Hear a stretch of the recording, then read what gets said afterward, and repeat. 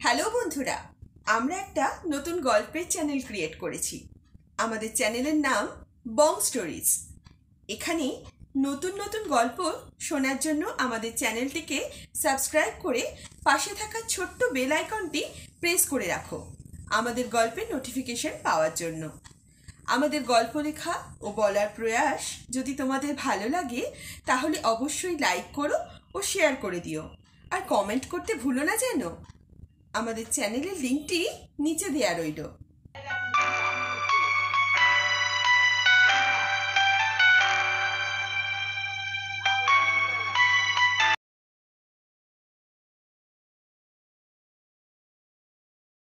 হ্যাঁ হ্যাঁ, আমি খালি পায়েই হাঁটবো। তোর কোনো সমস্যা? জুতো হাতে হাঁটতে হাঁটতে বলল পায়েল। আজব তো, ক্যাম্পাসে অকারণে খালি পায়ে এতগুলো লোকের সামনে কেউ এইভাবে হাঁটে নাকি? অভিকের মুখে চরম বিরক্তি। আমি লোকের খাই না পড়ি যে তাদের কথা মতো চলবো। নির্বিকার মুখ পায়েলের, আর এদিকে উত্তর দিতে না পেরে অভি রেগে গেল। আসলে খালি পায়ে হাঁটতে কেমন লাগে তারই এক্সপেরিমেন্ট করছিল পায়েল, যেটা অভির মোটেও পছন্দ হয়নি। ওর কাছে এসব আজব ধরনের গবেষণা মনে হয়। পায়েল আর অভি দুই বন্ধু, অনার্স ফাইনাল ইয়ারে পড়ে। দুজনের মধ্যে কোনো মিল এখনো কোনো অনুবীক্ষণ যন্ত্রই খুঁজে পায়নি। সংবিধানের কোনো ভুলের কারণে হয়তো এদের বন্ধুত্বটা হয়েছে। কেননা সংবিধান ঠিক থাকলে এই বিপরীতমুখী দুই প্রাণীর পরস্পরের সঙ্গে বন্ধুত্ব হওয়ার প্রশ্নই ওঠে না। অভিক তাদের সম্পর্কটাকে বন্ধুত্বের চেয়েও বেশি কিছু মনে করে, আর পায়েল এইসবের ব্যাপারে তেমন কিছুই ভাবে না। সে সব সময় উল্টোপাল্টা কাজ করে যা তার স্বাভাবিকই মনে হয়, আর তার এইসব কাজের ফলাফল অভিকের ওপর দিয়ে যায়।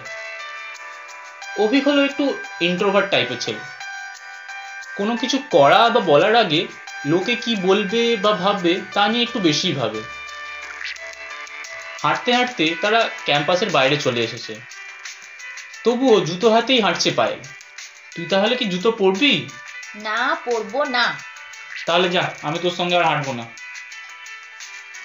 অভি কিছুটা ধমকানোর চেষ্টা করলো, বাট কাজ হবে বলে মনে হচ্ছে না। পায়েল দাঁড়িয়ে পড়ে ব্যাগের চেনটা খুললো, একটা 10 টাকার নোট বের করে বাড়িয়ে দিল অভির দিকে, আর বলল, এই নে টোটো ভাড়া। হাঁটতে হবে না, টোটোয় করে বাড়ি চলে যা। অভিক পায়েলের হাত সরিয়ে দিয়ে বলল, আমি বলেছি তোকে আমি টোটোয় যাব, আর তুই কি মনে করিস আমার কাছে টোটো ভাড়া নেই? থাকে নাকি? জানতাম না তো। তো কবে থেকে থাকে রে? মানে কি? না না, কিছু না। তাহলে টোটোয় যখন যাবি না, তাহলে হাঁটতে প্রবলেম কোথায়? তুই এইভাবে জুতো হাঁটতে নিয়ে হাঁটছিস কেন? আশেপাশের লোকেরা তাকিয়ে তাকিয়ে দেখছে, দেখ। তুই কি সেটা একবারও দেখতে পাচ্ছিস না? ফের লোক? আচ্ছা, তাহলে কি তুই বিয়ে করার আগে ভাববি যে পেছনে লোকে কি বলবে? আমি বিয়েই করব না।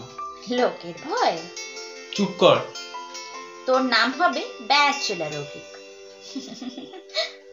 তুই থামবি এবার? এক কাজ কর, তুই একটা ব্যাচেলরদের ক্লাব খুলে ফেল। তোর মতন ভীতু ছেলেদের আড্ডা ফাটা হবে ওটা। আমি ভীতু? কোনো সন্দেহ আছে? এই ঝগড়া চলছে আর চলবে। একদিন ক্যাম্পাসের মাঠে বসে আছে অভিক। মাঠে হালকা রোদে বসে থাকার অনুভূতিটাই আলাদা। আর ওই অনুভূতির 12টা বাজাতে আসছে পায়েল। অভিক তাকিয়ে দেখলো একটা নীল ড্রেস পরে পায়েল তার দিকেই আসছে। তাকে দেখে অভিক মুগ্ধ দৃষ্টিতে তাকিয়ে রইল। ওর কাছে এসে পায়েল বলল, চল তো আমার সাথে, একটা নতুন এক্সপেরিমেন্ট করব। এক্সপেরিমেন্ট করবে শুনেই রোমান্টিকতা উধাও হয়ে গেল অভিকের, কারণ পায়েলের এক্সপেরিমেন্ট মানেই একটা নতুন ঝামেলা। কি রকম এক্সপেরিমেন্ট? তুই আগে উঠে দাঁড়া, তখন থেকে তো বসেই আছিস। কি এক্সপেরিমেন্ট করবি সেটা আগে বল। আমি না শুনে কোথাও যাব না তোর সাথে। তুই প্রত্যেকবার আমাকে বিপদে ফেলিস। তাহলে থাক তুই, আমি যাচ্ছি। এই বলে পায়েল হাঁটতে শুরু করলো। অভিক ওর পেছন পেছন গেল, কারণ ও কোনো মতেই পায়েলকে একা ছাড়তে রাজি নয়। আরে দাঁড়া, যাচ্ছি তো। পায়েলের পাশাপাশি হাঁটতে হাঁটতে বলল, তুই জানিস তুই পৃথিবীর সব থেকে উদ্ভট মেয়েদের মধ্যে একজন। না, জানি না। জেনে রাখ। রাখলাম। আর তুই পৃথিবীর সবচেয়ে ভীতু ছেলেদের মধ্যে একজন, সেটা জানিস? আমি মোটেও ভীতু নয়। ভীতু নয়? না। তাহলে প্রমাণ করে দেখা। কি? এই যে তুই পৃথিবীর সবচেয়ে ভীতুদের মধ্যে একজন নয়। আজব তো, আমি সাহসী সেটা প্রমাণ করতে পারবো, বাট ভীতুদের মধ্যে একজন নয় সেটা কিভাবে প্রমাণ করব? সেটা আমি কি করে বলবো? প্রতিবারের মতন এবারও উত্তর দিতে না পেরে অভিক চুপ হয়ে গেল। এই মেয়েটার সাথে কখনো কথায় পেরে ওঠা যাবে না। তোর এক্সপেরিমেন্টটা কি?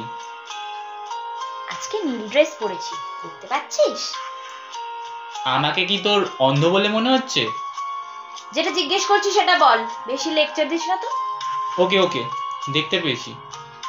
শোন, আমাকে আমার এক দিদি বলেছে মেয়েরা নীল ড্রেস পরলে নাকি ছেলেরা আকৃষ্ট হয়। তো তো আমি নীল ড্রেস পরে ক্যাম্পাসে হাঁটবো আর দেখবো কতটা সত্যি কিনা, আর তুই আমার সাথে থাকবি। কথাটা শুনে মাথা চুলকাতে লাগলো অভিক, আর ভাবে এরকম উদ্ভট গবেষণা কে করে। আচ্ছা ধর কোনো ছেলে তোর প্রতি আকৃষ্ট হলো, তা তুই কি করে বুঝবি? বাহ রে, তার এক্সপ্রেশন দেখেই বুঝে যাব।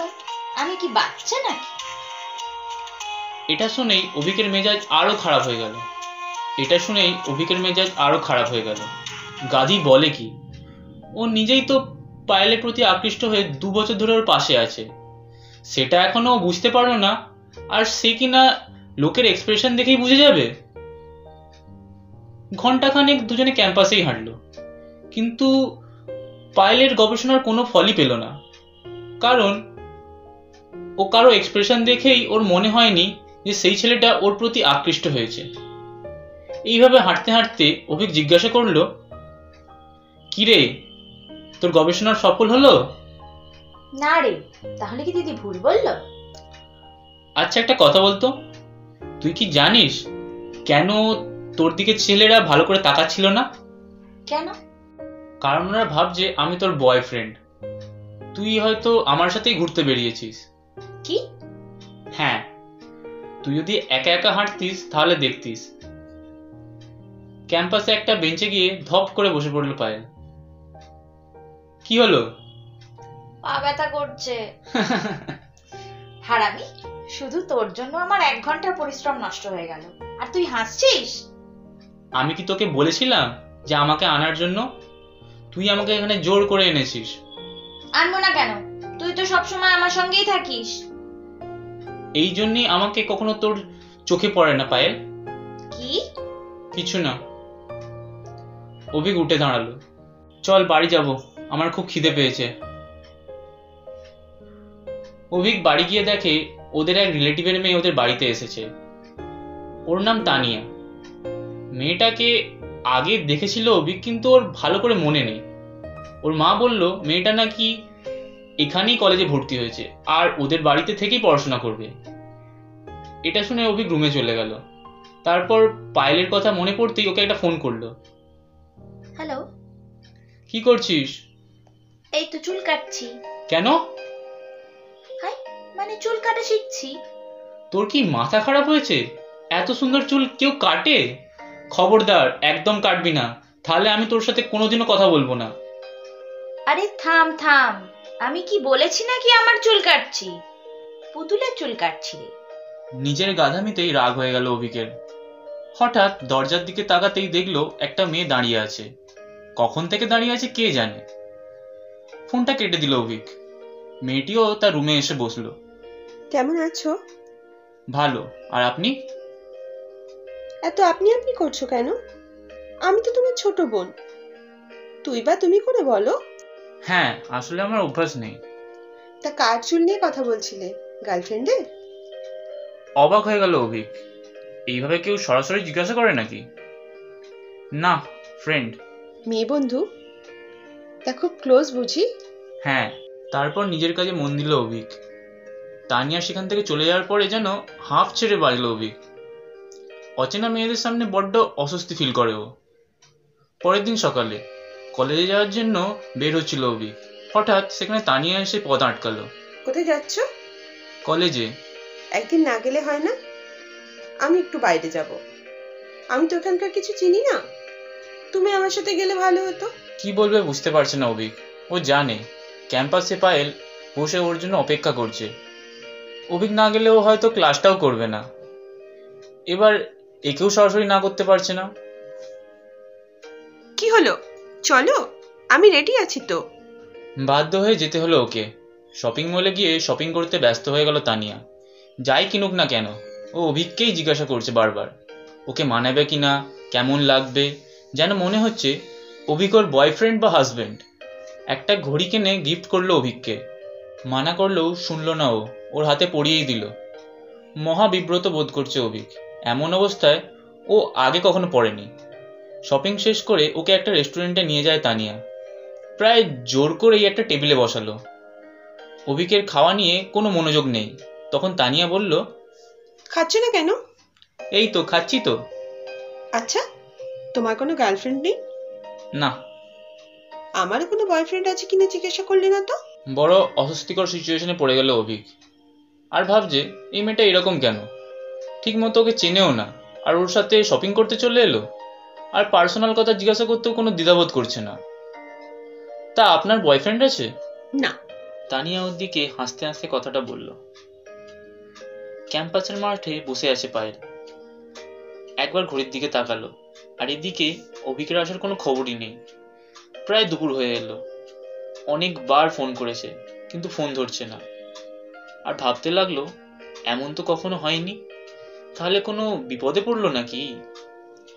এদিকে পায়েলের টেনশন বাড়তে লাগলো। অবশেষে সে বাড়ি ফিরে এলো। খাওয়া শেষ করে সে শুয়ে পড়লো। ঘুমানোর চেষ্টা করছে, বাট পারছে না। ফোন চেক করলো আবার। ভাবতে ভাবতে অভিকের একটা কথা মনে পড়ে গেল। আমি সবসময় তোর পাশেই থাকি, তাই তোর চোখে পড়ে না। সত্যি এমন কখনো হয়নি, আর অভিককেও মিস করার তেমন সুযোগও পায়নি। এক সময় ঘুমিয়ে পড়লো। আর এদিকে অভিককে সন্ধ্যের আগে ছাড়লো না তানিয়া। সারাদিন কেনাকাটা করতে করতে চলে গেল। সন্ধ্যার সময় ক্লান্ত হয়ে বাড়ি এলো অভিক, আর ওর ফোনটা সাইলেন্ট করে রাখা ছিল। পরে ও চেকও করেনি। ফ্রেশ হয়ে সোজা ঘুমিয়ে পড়লো অভিক। এদিকে ঘুম থেকে ওঠার পর বারবার পায়েল ফোন করতে লাগলো, কিন্তু অভিক আবারও রিসিভ করলো না। অভিমানে ও ফোনটা বন্ধই করে দিল। সারা রাত আর ঘুম এলো না। সকালে ঘুম থেকে উঠে প্রথমে পায়েল আর পরে ফোনের কথা মনে পড়লো। তাই তাড়াতাড়ি ফোনটা বের করে দেখলো 40টা মিস কল, তাও আবার পায়েলের, যে কিনা দুবারের বেশি ফোন দেশের প্রাইম মিনিস্টারকেও করবে না। তাড়াতাড়ি ফোন করলো পায়েলকে, কিন্তু ফোনটা বন্ধ আসছে। তাই তাড়াতাড়ি করে রেডি হয়ে কলেজের জন্য বের হয়ে গেল। যখনই গেট থেকে বের হবে তখনই তানিয়া ওকে ডাক দিল। অনেকটা বিরক্ত হলো অভিক। কলেজ যাচ্ছ? হ্যাঁ। তাহলে চলো, আমিও যাব। আপনি কি করবেন? আপনার কলেজ নেই? রোজ রোজ ক্লাস করতে ভালো লাগে নাকি? তার চেয়ে চলো আজ তোমার কলেজ দেখবো। মেয়েটার সমস্যাটা কি? আসার পর থেকেই পিছু লেগেই আছে। চাইটা কি? মহা বিরক্ত হলেও প্রকাশ করতে পারলো না অভিক। একটা টোটো দাঁড় করিয়ে দুজনেই উঠে পড়লো। যেতে যেতে তানিয়া বলল, তুমি এত কম কথা বলো কেন? কই না তো। হ্যাঁ তাই, খালি আমি বকবক করে যাচ্ছি। অবশ্য আমার কম কথা বলা ছেলেই বেশি পছন্দ। অদ্ভুত ভাবে হাসলো মেয়েটা। অভিক কিছু না বলে অন্যদিকে তাকালো। তোমার সাথে যে মেয়ের বিয়ে হবে সে খুব লাকি হবে। কেন? কেন হবে না বলো? তুমি এত হ্যান্ডসাম, আর তোমার বাবা এত সম্পত্তি, বাড়ি গাড়ি আছে, এগুলো সব মালিক তো তুমিই হবে। সুখী হওয়ার জন্য কি টাকা, বাড়ি, গাড়ি, সম্পত্তি লাগে? দুবেলা ডাল ভাত খেয়ে দিন চলে নাকি? আর ভাঙা ঘরে সুখী হওয়া, দুষ, সেসব গল্প কথা। সুখ জীবনটা আপেক্ষিক। যদি আপনি তা খুঁজে পেতে জানেন তাহলে আপনি অবশ্যই সুখী থাকতে পারবেন। মানে তোমাকে যদি কোনো টোটোওয়ালার মতো দিন কাটাতে হয় তাহলে তুমি সুখী হতে পারবে? টোটোওয়ালা একবার পেছনের দিকে তাকিয়ে হাসলো। অভিকও এর কোনো উত্তর দিল না, কারণ ও বুঝে গেছে মেয়েটা কেমন। এদিকে পায়েল ঠিক করলো ও আজকে কলেজ যাবেই না। আর ফোনটাও বন্ধ রাখবে। কিন্তু নিজের মনকে কোনোভাবে মানাতে পারল না। ঠিক দোনোমনো করতে করতে কলেজে পৌঁছেই গেল। তবে আজকে অভিককে আর খুঁজল না। চুপচাপ মাঠের ধারে একটা বেঞ্চে গিয়ে বসলো, কারণ ও জানে ওকে কোথাও না খুঁজে পেলে অভিক ঠিক সেখানে আসবে। কিছুক্ষণ পর ডাক শুনতে পেল অভিকের। পিছন ফিরে তাকাতেই ও অবাক হয়ে গেল, কারণ অভিকের সাথে ছিল একজন মেয়ে। ও, তাহলে এই কাহিনী। তাহলে এই মেয়ের জন্যই আমার খোঁজ নিচ্ছেন না উনি? রাগটা আরো দ্বিগুণ বেড়ে গেল পায়েলের। ওর কাছে এসে দাঁড়ালো দুজনে। কেমন আছিস পায়েল?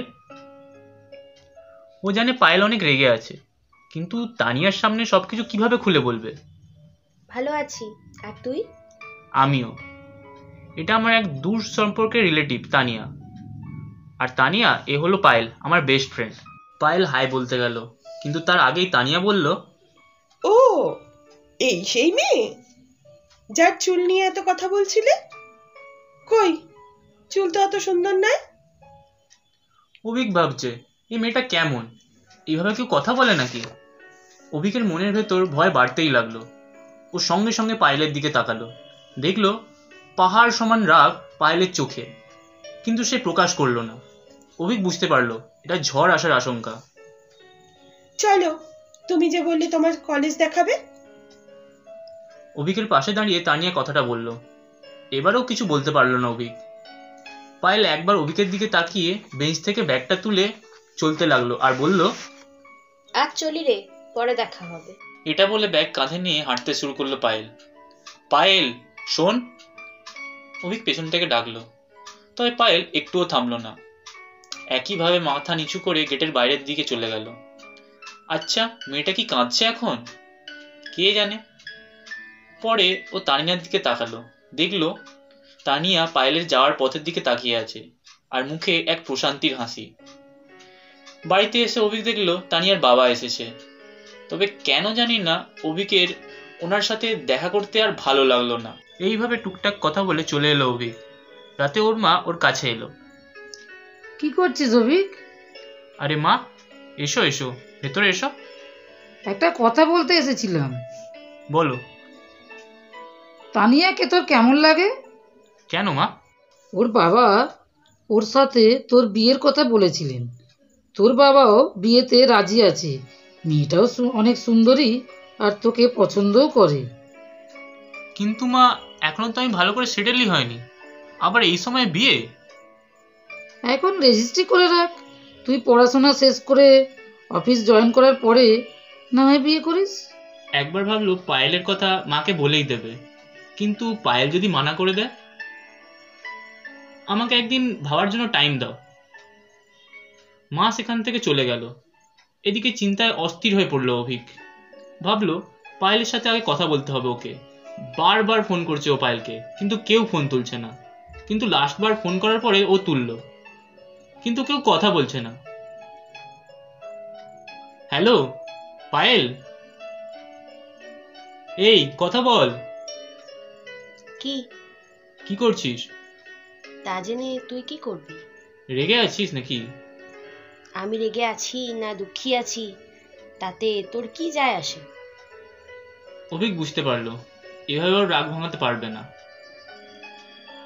কাল একবার কলেজে আসবি? না। প্লিজ আয় না রে, সব খুলে বলছি তোকে। লাগবে না, যাব না আমি। আমি কাল 8:30টায় তোর জন্য অপেক্ষা করব। এটা বলেই ফোন কেটে দিল অভিক, কারণ ও জানে পায়েল মুখে যতই না বলুক না কেন ও ঠিকই আসবে। এদিকে 9টা বেজে গেল। অভিক বসে আছে, কিন্তু পায়েল এখনো আসছে না। তাহলে কি ও আজ সত্যি আসবে না? না আসলে আর কি করবে? পায়েলদের বাড়িতে যাবে, কিন্তু ওখানেই বা গিয়ে কি বলবে? এইসব ভাবতে থাকলো অভিক। হঠাৎ করে ও বুঝতে পারলো ওর পাশে কেউ বসে আছে। চোখ গড়াতেই দেখলো পায়েল। পায়েলের মুখটা মলিন লাগছে, আগের চেয়ে অনেক শুকিয়েও গেছে। চোখটা হালকা লাল, তবুও অনিন্দিতা। আচ্ছা, ও কি কাঁদছিল নাকি? ভাবলো অভিক। তাহলে রাগ ভাঙাবে কি করে? ওই পায়েল মুখ তুলতে পারছে না, আবার কিছু বলতেও পারছে না। ওর চোখ শুধু জলে ভরে যাচ্ছে। কিন্তু ওর চোখের জল অভিক দেখতে চায় না। কিছুক্ষণ বসে থেকে উঠে দাঁড়ালো অভিক, আর পায়েলের সামনে হাঁটু গেড়ে বসলো। ওর হাত দুটো নিজের হাতে নিয়ে ওর মুখের দিকে তাকালো। ওই তো পাগলিটা সত্যিই কাঁদছে, আর ওর চোখের জল লুকানোর চেষ্টা করছে। এই পাগলি, আমার দিকে তাকা, অনেক অভিমান করেছিস আমার ওপর। পায়েল চোখের দিকে তাকালো, কিন্তু কিছুই বলল না। মিস করেছিস আমাকে? অভিক জানতে চাইলো। পায়েল মাথা নাড়িয়ে না বোঝালো। তাহলে কাঁদছিস কেন? এমনি। আমাকে ভালোবাসিস? না। ভালোবাসবি? না। তবে শুধু ভালোবাসতে দিবি? না না না। তবে থাক, মনে হয় তানিয়াকেই বিয়ে করতে হবে। এটা বলে উঠে দাঁড়ালো অভিক। এদিকে পায়েলের গাল রাগে লাল হয়ে যাচ্ছে। অভিক উল্টো দিকে ঘুরে হাঁটা শুরু করলো। না, আর সহ্য হলো না পায়েলের। ছুটে গিয়ে সর্বশক্তি দিয়ে অভিকের পিঠে ঘুষি মারলো। এরপর শার্টের কলার ধরে নিজের দিকে ঘোরালো। শয়তান, দূরে থাকবি তুই। কষ্ট দিবি আমাকে, অন্য মেয়ের সাথে ঘুরবি, আবার আমাকে ছেড়েই চলে যাবি। আমাকে কি তুই নিজের হাতের পুতুল পেয়েছিস? তুই তো সব মানা করে দিলি। হ্যাঁ দিলাম, তা বলে তুই সেটা মেনে নিবি? মনে এক কথা আর মুখে আবার অন্য কথা। ফের ঝগড়া করছিস? যা, কথাই বলবো না তোর সঙ্গে। এবার পায়েল নিজেই উল্টো দিকে হাঁটা শুরু করলো। ওর হাত ধরে নিজের দিকে টেনে আনলো অভিক। পায়েল ছটপট করেছে ছাড় পাওয়ার জন্য। অভিক আরো শক্ত করে ওকে আটকে ধরে রাখলো, কিছুতেই যেতে দেবে না। একটু পরে চুপ করে ওর বুকের মধ্যে মুখ লুকিয়ে কাঁদতে লাগলো। জিজ্ঞাসা করবি না কেন দূরে ছিলাম? উত্তর দিল না পায়েল। কিছুই জানতে চায় না। অ্যাট লাস্ট অভিক তো ওরই, এতেই ও খুশি। অভিক ভাবছে আজকেই ওর বাবা মাকে পায়েলের কথা বলবে, আর ওর বাবা মাও নিশ্চয়ই মেনে নেবে সেটা। তারপর আমাদের নতুন জীবন শুরু হলো। আমাদের আজকের গল্পটি ভালো লাগলে লাইক করে দিও, আর চ্যানেলটিকে সাবস্ক্রাইব করতে ভুলো না। সাবস্ক্রাইব বাটনের পাশে থাকা বেল আইকনটিতে ক্লিক করে রেখো আমাদের পরবর্তী গল্পের নোটিফিকেশন সব থেকে আগে পাওয়ার জন্য।